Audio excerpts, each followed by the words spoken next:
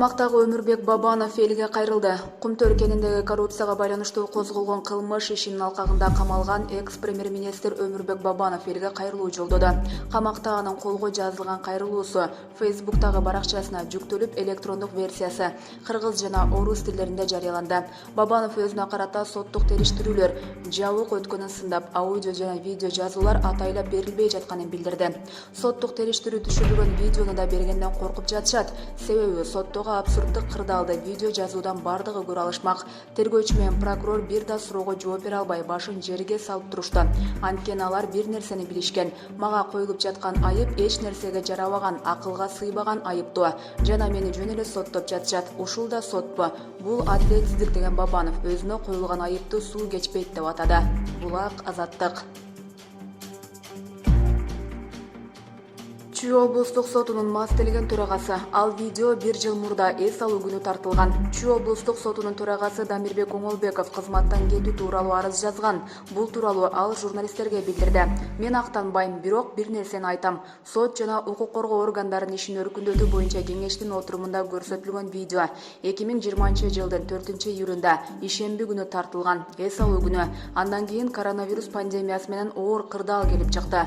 Менин командамдын көпчүлүгү ооруп күн сайын жумушка мас болуп келет деген чындык эмес. Бул мүмкүн эмес.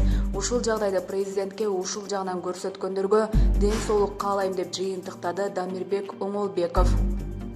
Бүгүн 7-июлда мамлекет башчы Садыр Жапаровдун төрагалык алдында сот жана укук коргоо органдарынын ишин өркүндөтүү боюнча кеңештин 1-чи отуруму өттү. Ал мас кишинин кеңсени ачууга аракет кылып жатканы тартылган видеону көрсөтүүнү айтты. Кадрларда Чүй облустук сотунун төрагасы Дамирбек Оңолбеков тартылып алынган. Президент ага карата чараларды көрүүнү бүгүн тапшырды. Булак Эркиндик медиа. Бишкек мэриясынын бухгалтери УКМК кызматкерине пара берип жаткан жеринен кармалды. УКМК кызматкерине Бишкек шаарынын мэриясынын бухгалтери пара берүү иш-аракетине бөгөт коюлду. Бул тууралуу УКМКнын маалымат кызматы кабарлады. УКМК тарабынан жүргүзүлгөн коррупцияга каршы иш-аракеттердин алкагында УКМК кызматкерине каржылык мыйзам бузуулар фактысы боюнча арызды кароону токтотуу үчүн Бишкек шаарынын мэриясынын муниципалдык ишканаларынын биринин башкы эсепчиси НП пара берүү ишине бөгөт коюлду. УКМК арызды учурунда муниципалдык ишкананын бир катар каржылык мыйзам бузуулары аныкталды. 2021-жылдын 31-майында аталган НП аныкталган мыйзам бузууларды жашырганы үчүн УКМК кызматкерине 50 000 сом өлчөмүндө пара берүүгө аракет кылгандыгы аныкталды. Бул факты тууралуу Кыргыз Республикасынын УКМК тарабынан кылмыш жаза кодексинин 328-беренесинин 2-бөлүмү боюнча кылмыш иши козголду. Булак Дейла Кейже. Петербургда 3 баласын жер төлөөдө калтырган кыргызстандык аялдын үстүнөн текшерүү башталды. Петербургда көп кабаттуу үйдүн жер төлөөсүндө кароосуз калган 3 баланын табылышы боюнча текшерүү башталды. Бул тууралуу ЖМКларда жарыяланган.